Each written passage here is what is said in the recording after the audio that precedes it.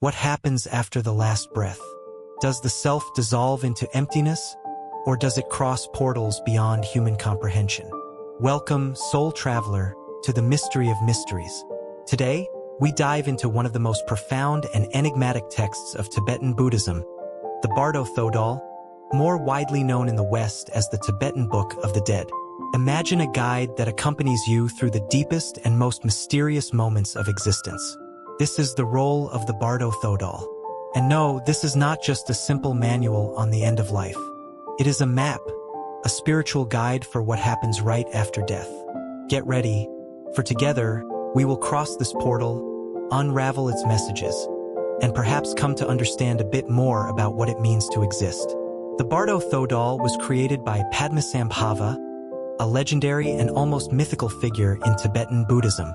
Born in India, he is widely recognized as the one responsible for bringing Buddhism to Tibet in the 8th century. Tibetan tradition reveres him as Guru Rinpoche, which means precious master. But Padmasambhava was not just a monk. He was a deeply profound spiritual master, a yogi who mastered mystical techniques and esoteric teachings. The Bardo Thodol was born out of this master's desire to guide not only the living but also the dead, offering them a path to liberation, even after the last breath. From a young age, Padmasambhava displayed extraordinary mystical abilities, being recognized as a Mahasiddha, a figure who has attained an extreme level of spiritual realization, developing spiritual powers or siddhis considered miraculous. He was invited to Tibet by King Trisong Detsen, who sought to expand Buddhism and strengthen the country spiritually, unifying the people under a single belief system. At that time, Tibet was a place of intense shamanic practices and animist beliefs, strongly rooted in the Bon religion, the indigenous Tibetan spiritual practice. This diverse and even chaotic spiritual atmosphere presented challenges to the spread of Buddhism. Upon arriving in Tibet, Padmasambhava faced resistance from various cultural and spiritual forces. The local deities and spirits of Bon traditions resisted Buddhism, and Padmasambhava used his knowledge of magic and tantric ritualism to tame these spirits. This integration of Bon deities and practices into Tibetan Buddhism was crucial to establishing a lasting spiritual foundation. Thus, Padmasambhava founded Tibet's first Buddhist monastery, the Sami Monastery, and began to transmit profound teachings about the mind, reality, and the cycle of existence known as samsara. In Tibetan Buddhism, there is an understanding that death is not the end but a transitional state, a moment of opening to the possibility of spiritual liberation. Padmasambhava understood that, at the moment of death, the mind enters a special state where, free from the distractions of the physical body, it becomes more receptive to the ultimate truth. He realized that this was a unique opportunity for liberation, but he also knew that most people, when they die, are lost in illusions and fears that keep them from this possibility. His mission was to create a guide that could be recited by those accompanying the dying or even studied in life so that the mind would be prepared for the bardos, the transitional states after death. In essence, he wanted to ease suffering and open doors to enlightenment, even when everything seems uncertain and dissolving. This compassion is the foundation of the Bardo Thodol. He also knew that many might not achieve enlightenment in life, but he saw in death a last opportunity, and so he offered instructions for practitioners and disciples to recognize the clear light, the pure manifestation of the mind, at the moment of their passing. The Bardo Thodol guides us through 3 main states, or bardos, that every soul traverses. 1. The Chikai Bardo, the moment of death. In the Chikai Bardo, the soul experiences the moment of death itself, a point of transition where the physical body dissolves and consciousness is freed from its material limitations. Once the dissolution is complete, the soul finds itself before the primordial clear light, described in the Bardo Thodol as a dazzling, pure, and immense light. The clear light is the manifestation of the absolute nature of the mind, a state of pure, unconditional consciousness where there is no duality, fear, or attachment. Some know it as the higher self, others as the solar mind. There are many names for this state of totality and infinite peace. For the spiritual practitioner, the Chikai Bardo offers the possibility of final liberation. If the soul can recognize the clear light as part of its essence, it attains instant liberation, nirvana, and there is no need to pass through the other stages of the bardos. This recognition does not depend on rituals or doctrines. It is a direct and complete experience of the truth, where the mind sees itself without filters or distortions. In this moment, all conditioning, karma, and identities dissolve. However, for those who are unprepared, the intensity of the clear light can be terrifying. The mind, instead of recognizing the light as its true nature, may interpret it as a threat due to fear or attachment to what is familiar. In this case, the soul retreats, losing the chance for liberation and entering the next stages of the bardos, where it faces increasingly distorted and limiting visions according to its karmic tendencies. 2. The Coniad Bardo, the Bardo of Visions. As Carl Gustav Jung once said, gods and demons are projections of the unconscious, powerful and inescapable until understood as parts of ourselves. In the Coniad Bardo, the soul finds itself in a state of consciousness stripped of its physical body and within a dimension where tangible boundaries no longer exist.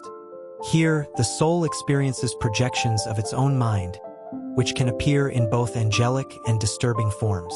This bardo reveals the mind's essence, where all that has been repressed, desired, or feared emerges in an intensified form. The visions in the Coniad Bardo directly reflect the emotional and karmic states accumulated by the soul over lifetimes. They manifest in two distinct forms: peaceful visions and wrathful visions. In the peaceful vision stage, the soul is initially greeted by visions of serene deities, representing enlightened and benevolent aspects of consciousness. These figures may appear as Buddhas, Bodhisattvas, or deities of light, emanating the positive qualities cultivated by the soul. The peaceful visions possess a calming presence and offer a sense of peace. However, for the unprepared mind, these visions may be overwhelming or incomprehensible, leading the soul to retreat and doubt the reality of this experience. In the wrathful vision stage, if the soul does not recognize the peaceful, essential nature of the initial visions, it is gradually confronted by more intense visions known as wrathful deities. These manifestations reflect unresolved fears, attachments, and the darker aspects of the subconscious. The soul, now unmoored from the familiar, must navigate this psychological and spiritual landscape, facing its own illusions before transitioning further. Thus, the Bardo Thodol serves not only as a guide for the deceased but also as a spiritual map for the living. Through understanding these transitional states, one can prepare for the journey beyond and, perhaps, embrace the great mystery of existence with courage and clarity. These figures are manifestations of anger, fear, and repressed desires, taking on monstrous and unsettling forms. Importantly, these wrathful deities are not external or malevolent entities but expressions of the mind itself, reflecting the passions and attachments that still bind the soul to the cycle of suffering. The Coniad Bardo is described as a state where the mind is free from physical limitations. It is a pure state of psychic manifestation where everything is amplified. The visions that arise resemble dreams, but unlike ordinary dreams, they carry a striking clarity and vividness. This occurs because the mind, now free from the body, experiences its internal energies in an unfiltered way. Everything that was repressed and accumulated emerges with an almost tangible intensity. These visions are considered opportunities for learning and enlightenment, as each one represents an aspect of the self that needs integration or transcendence. Those who maintain full awareness during this bardo can perceive that all these visions, good and bad, peaceful and wrathful, are mere creations of the mind. The recognition of this truth enables the soul to dissolve fear and attain liberation. At this stage, the Bardo Thodol advises the soul to focus on the clear light, the primordial essence of the mind, described as a vast and pure radiance. Recognizing the clear light is the key to total liberation, as it represents the innate nature of all beings. It is the sun amidst the clouds of visions, the light that remains unchanged despite all mental projections. If the soul manages to see through the visions, it can achieve enlightenment and thus transcend the cycle of rebirth. However, recognizing the clear light is not easy for the common mind. For most beings, the visions are so real and filled with personal meaning that it becomes challenging to see beyond them. For this reason, the Bardo Thodol suggests that spiritual practitioners train in life to detach from illusions and contemplate the nature of the mind. With such practice, even when faced with the intense visions of the Coniad Bardo, they will be able to maintain their focus on the clear light and find peace. Fear and attachment are the greatest barriers to liberation. The visions, in their intensity, can provoke deep fear, especially the wrathful deities, which represent untamed aspects of the psyche. This fear creates a sense of separation, preventing the soul from recognizing the visions as parts of itself. The soul may desire to flee from these visions or, out of attachment, fixate on some of them, especially the peaceful visions, which keeps it bound to the cycle of samsara. To overcome this cycle, the soul must recognize the visions as empty of their own reality. In Tibetan Buddhism, this concept is known as shunyata or emptiness. The mind that recalls emptiness during the Coniad Bardo can observe all visions but remains unattached, understanding them as mere temporary expressions of its own nature. The experience of the Coniad Bardo, therefore, is not a punishment or purposeless suffering but a phase of revelation where the soul confronts the mirror of its own mind. It is a test that distinguishes those ready for liberation from those who still require rebirth to deepen their learning. The Sidpa Bardo Rebirth. In the Sidpa Bardo, the final stage, the soul faces a crucial moment, the choice of its next body, determined by the accumulated energy of all actions, thoughts, and intentions, what we call karma. It is as if the entire previous journey has led to this point, where what we carry within determines our next destination. Entering this Bardo, the soul has already experienced dissolution in the Chikai Bardo and faced its own projections and illusions in the Coniad Bardo. Now, it finds itself in a state of greater psychic density, where the desire for rebirth intensifies, driven by fears and attachments that have not yet been overcome. This desire, as Tibetan Buddhism teaches, is what compels the soul to seek a new body, a new form of existence. In the Sidpa Bardo, consciousness is influenced by karmic inclinations, which act as subtle marks left by actions from past lives. These marks function as magnetic forces, drawing the soul towards circumstances and experiences that mirror its inner state. If, for example, the soul carries a great deal of fear, that fear might guide it toward a rebirth where it will face those same emotions. Similarly, intense desires and uncontrolled emotions create a vortex of energy that shapes the kind of life the soul will encounter in the next cycle. During the Sidpa Bardo, the soul experiences a series of visions associated with the rebirth process.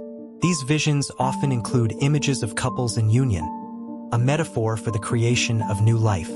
Here, the soul is called to choose a new body, unconsciously guided by emotional tendencies and karmic impulses.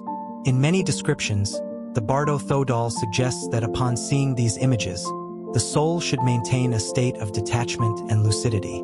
Only then can it avoid being blindly driven into an undesirable rebirth. For those who can sustain calm and detachment, the Sidpa Bardo offers one final chance for transcendence.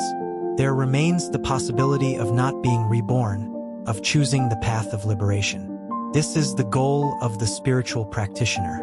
Rather than being reborn under the sway of illusions and attachments, they must recognize these visions as manifestations of their own mind, ephemeral and empty in nature. Throughout the experiences of the Sidpa Bardo, consciousness feels a strong attraction to a new body, a process that, according to the Bardo Thodol, can be compared to a psychic storm. It is as if the urge to continue existing, to be once again, becomes irresistible. The choice of a new body is not a conscious one. It happens through a deep instinctive call, where the characteristics of the new rebirth are shaped by the mind state. It is as if the next body were a mirror of what the soul's mind needs to experience or resolve. This process of choice also reflects the Buddhist belief that each rebirth is an opportunity for spiritual growth. The body the soul will choose aligns most closely with its karmic and spiritual development. However, many do not understand this opportunity and end up being reborn in adverse conditions, where suffering perpetuates itself. Those who can see beyond this illusion, however, may reach a state where, instead of rebirth, they can merge into the clear light, the ultimate essence of the mind. According to the Bardo Thodol, preparation for this final stage begins in life. By contemplating the nature of our desires and fears while still alive, we become more aware of the impulses that shape our destiny. Spiritual practices, such as meditation and reflection on death, strengthen the capacity for detachment, helping the mind to remain unbound by the dramas that arise in the Sitpa Bardo. Thus, the Sitpa Bardo reveals a simple yet profound truth, that life and death are interconnected, and that the cycle of rebirth is nothing more than a continuous expression of our own choices and perceptions. By freeing ourselves from attachments, we free ourselves from the cycle of rebirth and reach enlightenment, the state in which there is no more rebirth, for there is no longer the illusion of a fixed identity. The Bardo Thodol is not just a religious text or a compendium of esoteric beliefs. It is a tool for self-knowledge, a mirror for our mind, and a map for our destiny. It teaches us that death is the great full stop of the human story, but it is also the portal to new beginnings. As Ram Dass once said, "When you die, there is only one question that matters. How much did you love?" In this sense, the Tibetan Book of the Dead invites us to reflect on our own lives. Are we ready for the final journey? Are we prepared to let go of everything we believe we are? Perhaps by contemplating these teachings, we can not only prepare for death but also learn to truly live. If this journey into the unknown resonated with you, share this video and subscribe to the channel. Let us know in the comments what intrigues you most about life after death, for the path of self-knowledge is long, and together, we can explore the greatest mysteries of existence. Thank you for watching.